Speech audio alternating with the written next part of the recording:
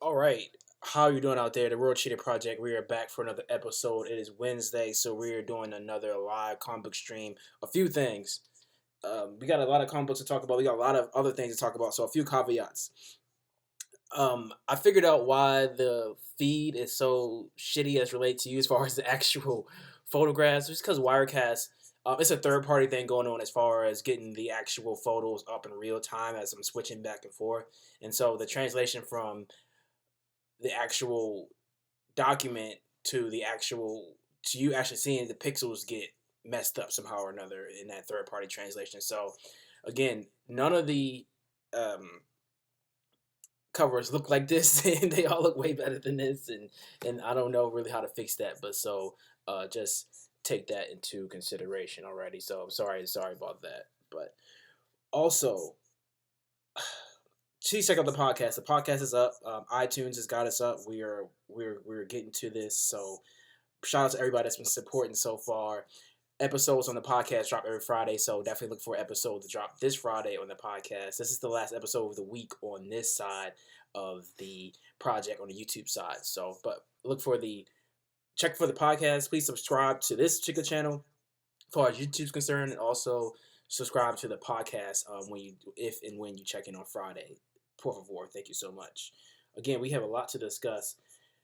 Speaking of the YouTube side, the copyright the copyright battle I'm in. I mean, it's not anything major. I don't think they're not going to take my shirt or anything, but it's just been real annoying, and it's just a hurdle to get through as far as doing things that I really want to do it, and I think I just have to be more patient as far as that stuff's concerned. So with that being said, on the podcast side, we did a Kendrick Lamar review on the Damn album, and that's up on the podcast side, so please check that out. But walking into that interview, I kind of gave Kendrick shit, and I need to take that back because it's just a timing thing, because he's not the only artist, unfortunately, who has blocked his music up until this point. And I think so a lot of the AMVs that I already have done for a lot of things they're working on this side of the project, YouTube side of the project,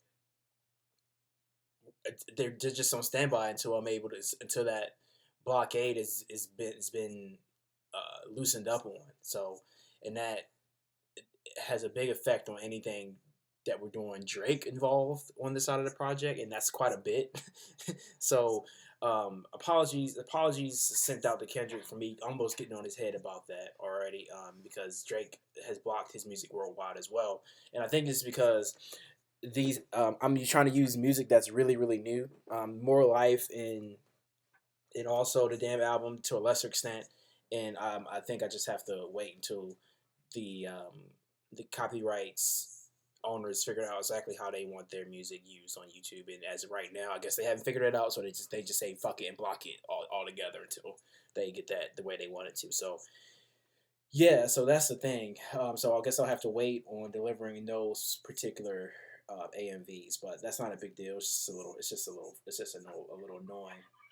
But a wise man once said to me, you know, be careful what you say, because you can't really take those things back. So I'm glad I really didn't go in on Kendrick the way I really wanted to, and or his record label, because then I'll be really like an ass. But I didn't do that, and I almost did, because it's his guy. His name is Larry. I used to work with him at the shoe store, and I sold shoes way back in the day.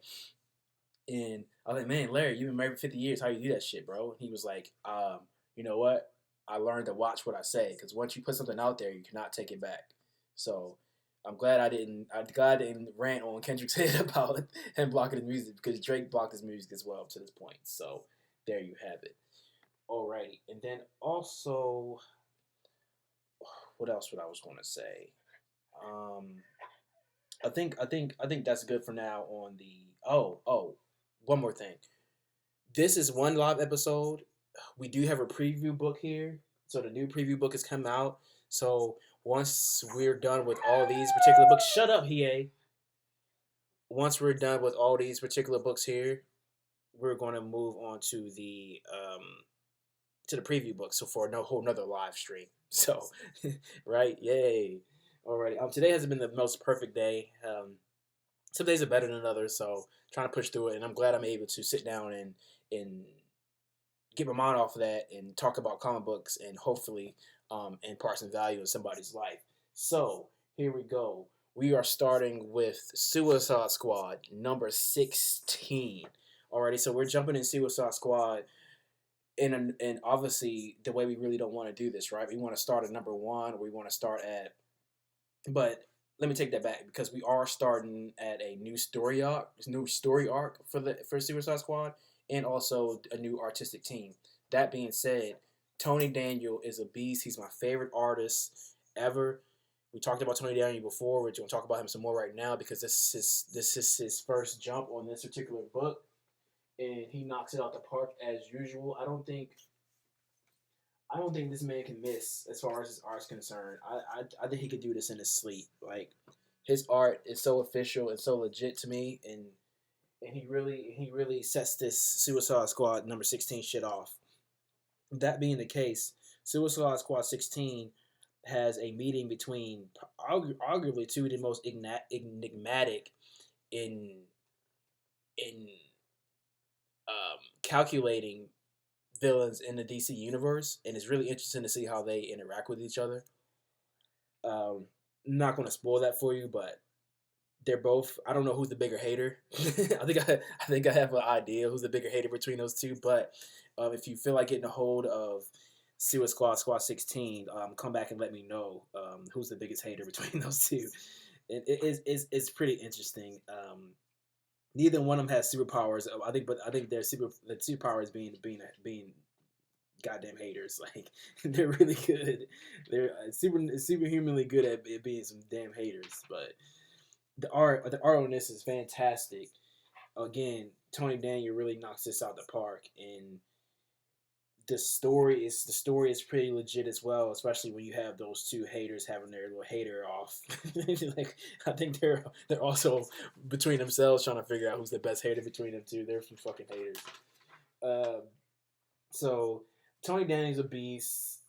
This is also a great walk-in story. It being the 16, and also it being the first of the story arc, and it's just the first of a lot of things in this particular run.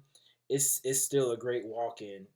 They put you right into it, and you feel like you haven't missed much, and they really give you a good setup and a walkthrough. Is your walk through this story is not very hard. You don't need to know what's happening in Suicide Squad 1 to 15. So this is pretty legit. I would suggest to anybody. Tony Daniel is my favorite artist. I will buy his books just without any words. Like, seriously, like, he's a beast to me. I don't know. Maybe not a comment. I don't know who all feels that way as far as comic book kids concerned. You know, who's better than Tony Daniel? But Tony S. Daniel is my favorite artist. Has been since I really got back into comic books a long time ago. And not to spoil anything, but somebody crazy is about to be jumped into the Suicide Squad itself. So stay tuned for that. This could go in a pretty good direction, especially with Tony Daniel on the pen. So on the art pen. But yeah, they're jumping somebody into the into the Suicide Squad, and I don't see it being a good thing. So, but it was a good way to end this book off, and a good way to get the hype up for how this could potentially go from here on out. It's not, but I'm only gonna be on this as long as Tony Daniels is drawing it. That's the only reason why I got into Suicide Squad at this particular juncture. Once Tony Daniel was off, I'm off. So we'll see about that. Alrighty. Now we're gonna get into some extra stuff here. By extra, I mean X-Men Blue number 2. This is getting somewhat interesting, and I'm always seem to be getting shit wrong.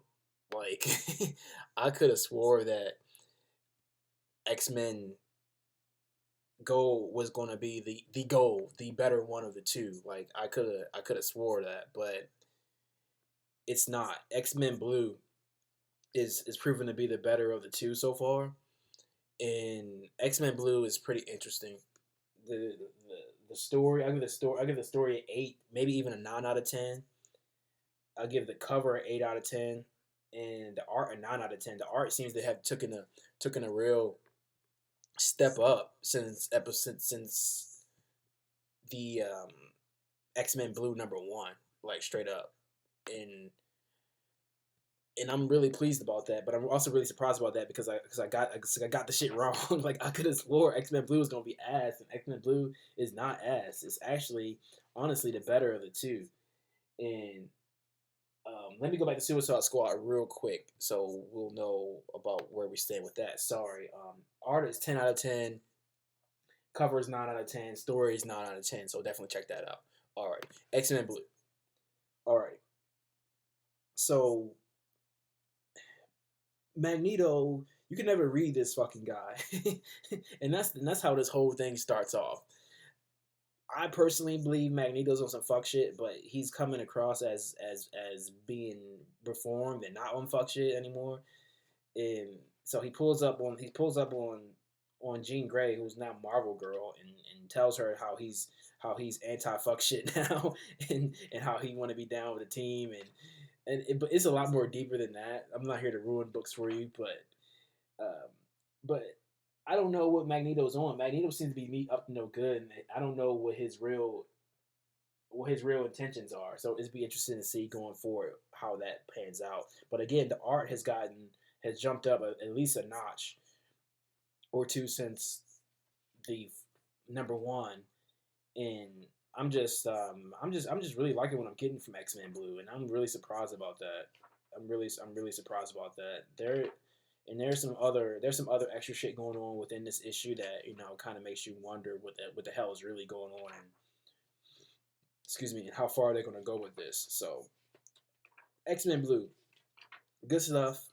A surprising read, just surprising in general, and I'll give the art X-Men Blue a 9 out of 10.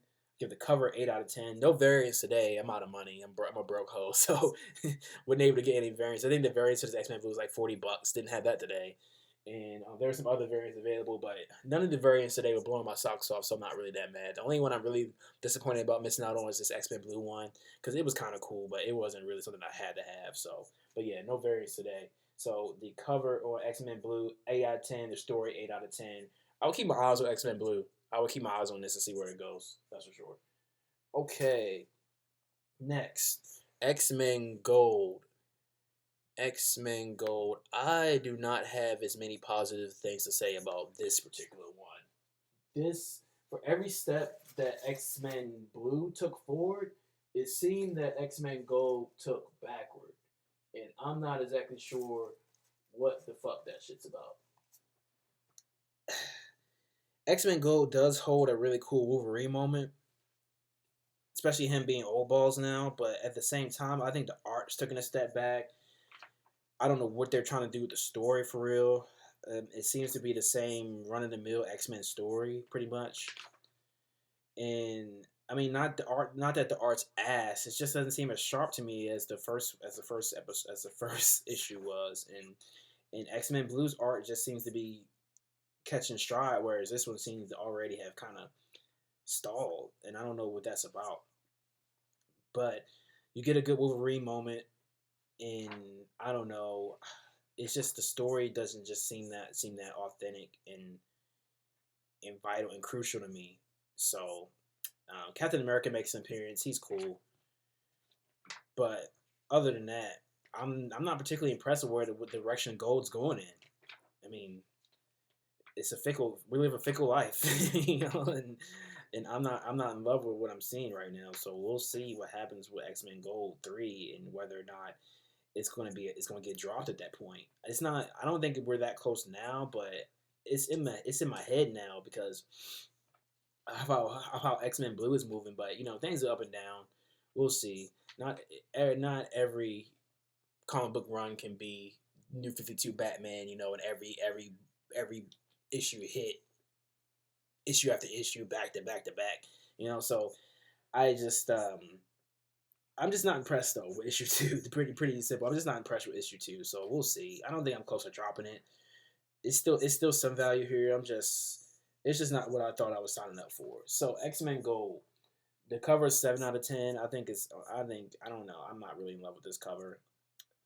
The art's a 7 out of 10. The story's 8 out of 10. So as like I said, the whatever Blue took in a step forward, I think Gold took it a step back. So there you have that. Alrighty. Weapon X #2.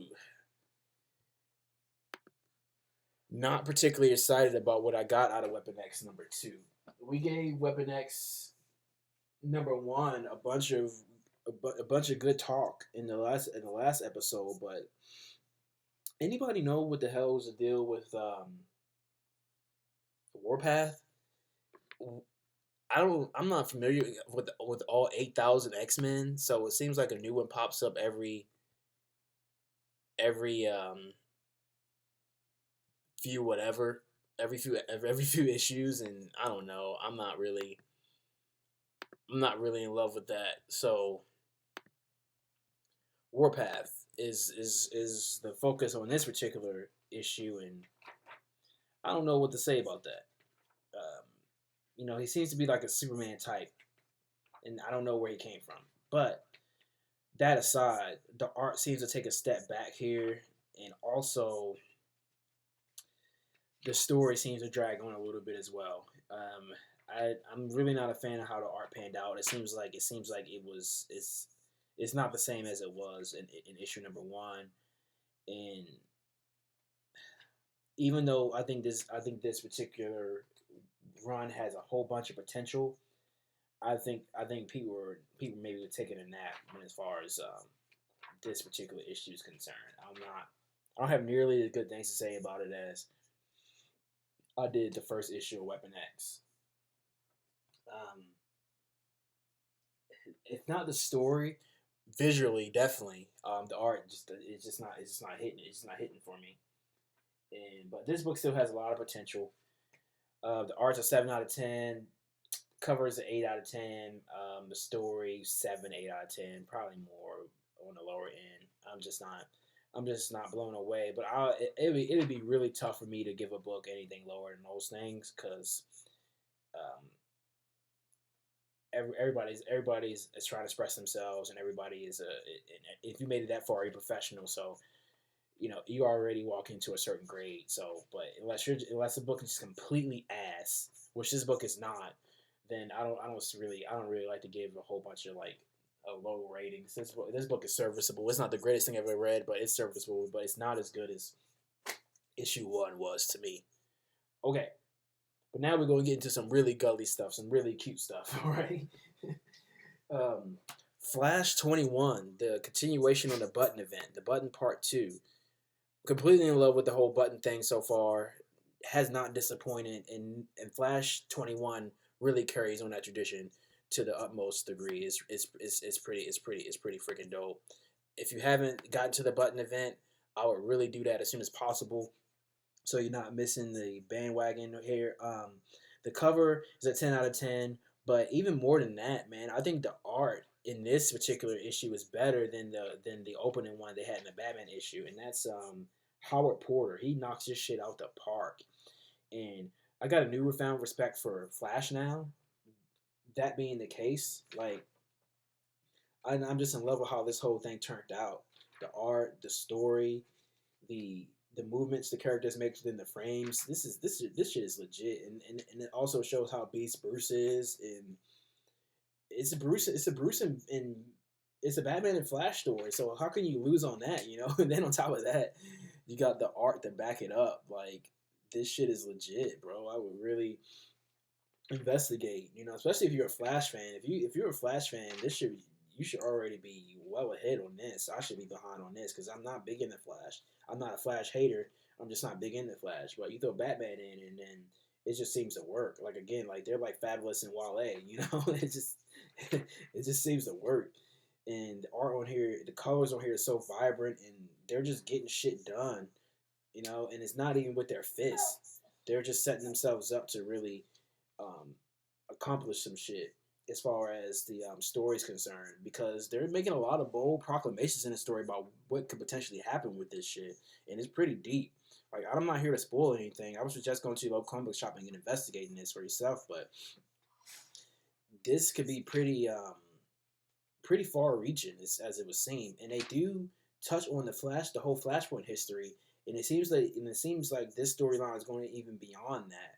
So it's pretty encompassing, and I'm completely in love with what I got from this. So today is definitely not a loss, thanks to Flash 21, in art by Howard Porter, and also the script Joshua Williamson. This it takes a tribe to raise a it takes a village to raise a child or to make a good comic book, and everybody came together. Everybody had their heads on the right for this one. Like, I swear. So yeah, Flash 21 cover 10 out of 10, art 9, maybe even a 10 out of 10. I probably actually would say a 10 out of 10 on art. Story 10 out of 10. This is the crown and jewel of the week here. So I would definitely get down. Alrighty, but we had that great things to say about Flash 21. Now we're getting to Scarlet Spider #1. Not impressed. Not impressed, not even a little bit. Like, I'm actually pretty frustrated with how this turned out. And I had to stop reading it. I didn't even finish it. If out of all the episodes that we've done so far, as far as comic books concerned, if I had to pick one comic book that was ass, it'll be this one. Like, and I say that I don't say that lightly. Like, I'm just not a fan of how all this came together, and I was so hype about this, but I don't know why I was, because Marvel can't be that consistent, you know. They had to be themselves at some point, and I think that's what we got here. Man, I don't like this at all.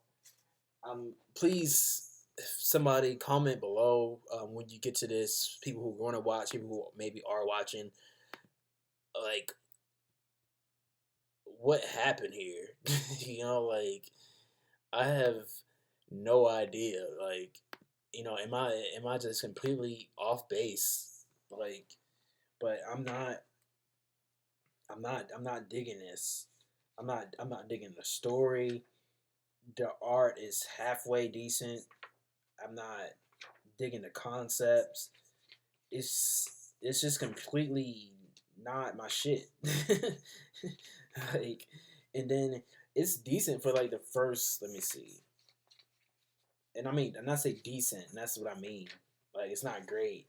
It's bearable the first one, two, three, four, five to 10 pages if you count back at the front of the page and the back of the page. But after that, it just takes complete ass dive. And I'm not a fan of this at all. I'm not a fan of this at all, not at all. And I'm really considering not even having it to my pull list anymore. So if this is how this is gonna flow from here on out, like there's other stuff I could be doing.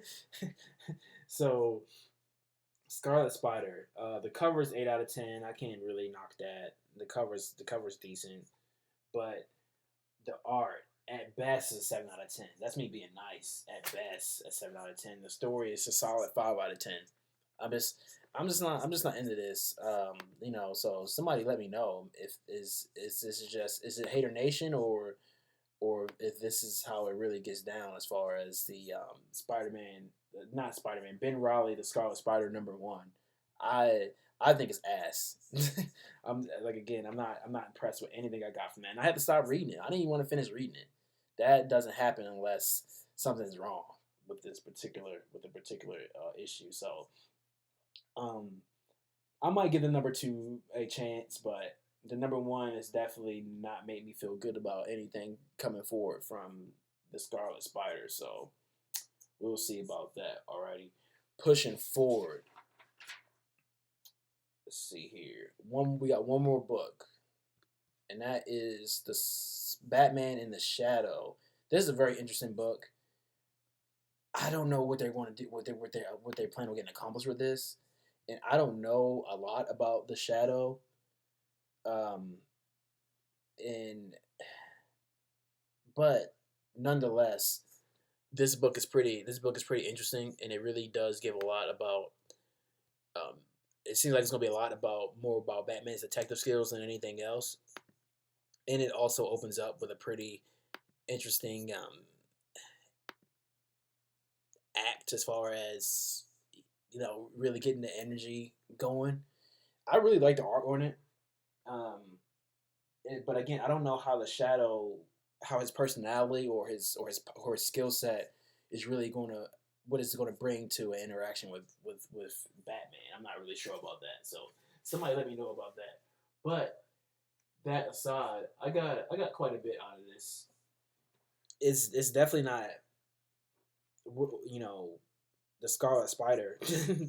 Definitely not gonna go in like that. But um, I really enjoy what I got out of it. I really like the art, and you really like to see Batman on some detective type shit. Cause I don't know if we get that a lot, and but I just don't know how it's gonna go moving forward. The art is different, but I really like it. I really like the art when it's and if it's still digestible to me, but it's different than what I like because I love the Flash 21 art as we already been through. That's the kind of art I'm in the game for. That's the kind of shit I want to pick up every time I pick up a comic book. But then again, you have these abstract kind of art approaches, more or less, that are just as entertaining, but definitely not of the same cloth. And this is that kind of deal here. So Batman's a beast as always, and I'm just really curious to see how this interaction between those two is going to go. But that's without not knowing the Shadow's specific skill set. So he seems to be, and I don't know, but this comic book seems to have him as a Batman that's really good at being Batman, like a different Batman that does Batman just as good as Batman, if not better. So I don't know what that's about. So, but it gets really interesting.